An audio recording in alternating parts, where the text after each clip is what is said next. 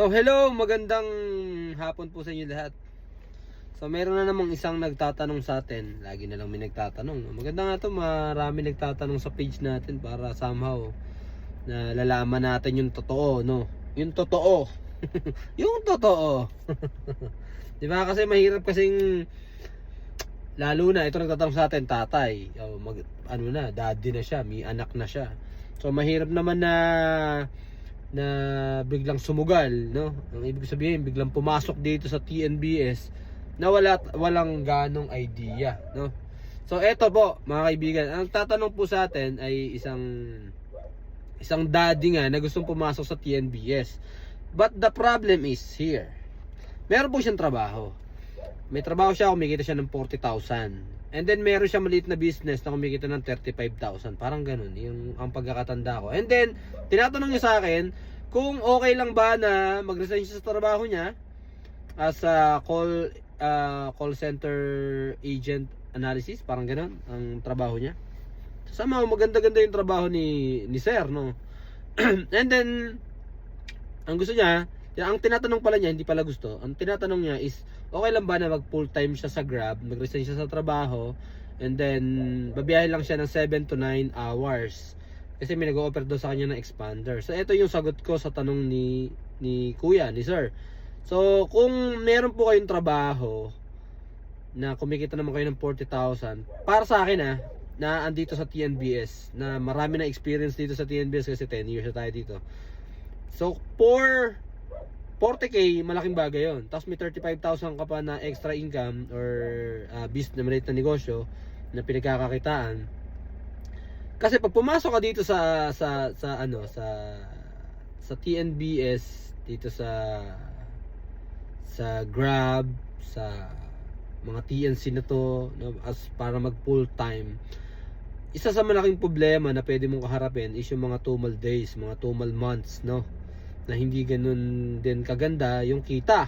Kasi meron din naman mga buwan na malalaki talaga yung kita natin, no? Yun yung ano natin, malalaki talaga kita. Kaso ang problema ganito. I-give up mo yung trabaho mo para lang mag full time dito sa TNBS, dito sa pagbabiyahe. Kaso ang problema, 7 to 9 hours ka lang babiyahe. So hindi yan possible. Para sa akin hindi yun maganda. Kasi bilang isang TNBS driver, operator na matagal na rin dito sa ganitong klase larangan ng hanap buhay, sa experience ko, kailangan mong bumiyahe ng 15 hours above para kumita. 15 hours above. Kung hindi ka ba biyahe ng 15 hours, hindi mo din mararamdaman na may nagbago, na lumaki yung kita. Kasi actually, pag nagbabayad ka ng sasakyan, magtatabi ka ng pambayad for sure. Kung magba-boundary hulog ka din, may kukunin ka, magiging rent to own yung unit mo, mas mataas ng konti yon sa boundary system. For example, bigyan natin example, no. Kunyari, ang example, ang boundary system ng BIOS o ng sedan, kunyari, is nasa 1,000 to 1,100. Boundary system. Pag boundary hulog yan, nasa 1,300 to 1,400 yan, no? Boundary hulog, rent to own. So sa 7-seaters, the same. Mas mataas ng konti doon sa, kunyari, 1,300 sa boundary system ng 7-seater hanggang 1,400 to 1,500, 1,600. Diyan naglalaro yung mga boundary hulog na mga 7-seater, no? Depende sa model kasi, depende sa model, year model, depende sa itsura ng sasakyan, depende rin sa sasakyan. So, yun, siyempre, ang operator nag-decide doon. Ngayon, pag nag-boundary hulog ka, bumiyahe ka, di ka bumiyahe, may babayaran ka daily. So, 6 days a week. O, di ba? So, 6 days. Kung anong mangyari, magkasakit ka o whatever, kahit kumuha ka ng sarili mo sasakyan, magbiyahe ka o hindi ka magbiyahe, may babayarang sasakyan monthly. So hindi pwede, nakikita ka lang kakarampot 7 to 9 hours. Hindi po pwede. Hindi po applicable yung pasok ng gobyerno, ng nasa private company dito sa pagbabiyahe sa TNBS. Bakit po?